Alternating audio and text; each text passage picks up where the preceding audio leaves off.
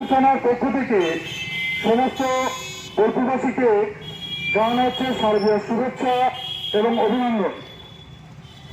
এছাড়া জানানো হচ্ছে আগামীকাল থেকে বিকাল 5টা থেকে রাত্রি 11টা পর্যন্ত বোলপুর শহরের মধ্য দিয়ে সমস্ত রকম চার চাকা এবং টোটো চলাচল বন্ধ থাকবে।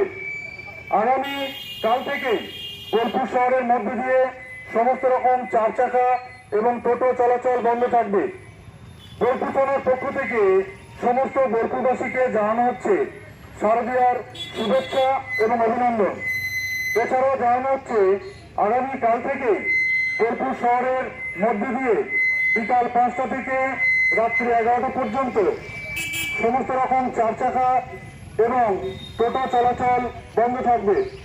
আগামীকাল থেকে বিকাল 5টা থেকে রাত্রি 11টা পর্যন্ত বোলপুর শহরের মধ্যে দিয়ে সমস্ত রকম চার চাকা এবং টোটো চলাচল বন্ধ থাকবে।